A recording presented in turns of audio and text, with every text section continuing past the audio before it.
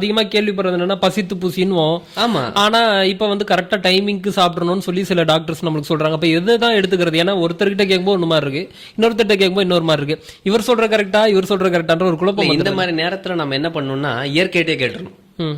இயற்கையிட்டே நம்ம சுத்தி இருக்கக்கூடிய பல உயிரினங்கள் இருக்குல்ல, அதுங்கெல்லாம் ஒரு அறிவுல இருந்து 5 அறிவு வரைக்கும் இருக்கு. ம்.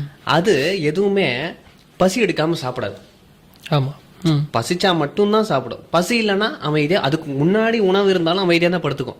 இப்போ இதில் டிஸ்கவரி சேனல்ல காட்டுறாங்க, ஒரு சிங்கம் முன்னாடி மானோ பண்ணியோ எந்த மிருகம் போனாலும் அதுக்கு பசிக்கல சாப்பிட தோணுன்னா அப்படிதான் சும்மா தான் உட்காந்துட்டு இருக்கும்.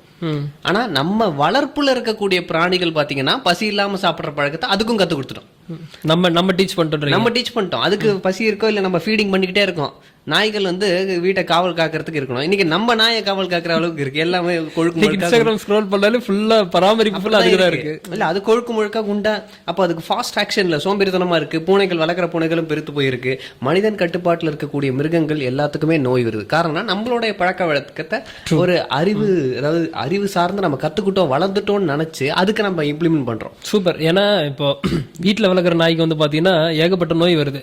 ரோட்ல தெருநாயா இருக்கக்கூடிய நாய்க்கு எந்த ஒரு பிரச்சனையும் வர்றதில்ல. காரணம் நம்ம தான் பண்றதுன்றீங்களா? உள்குற்றத்துல இருந்து எந்த நோய் வர்றதில்ல. இன்கேஸ் ஆக்சிடென்டல் இது அந்த மாதிரி பிரச்சனைக்கு இதெல்லாம் வரலாம்.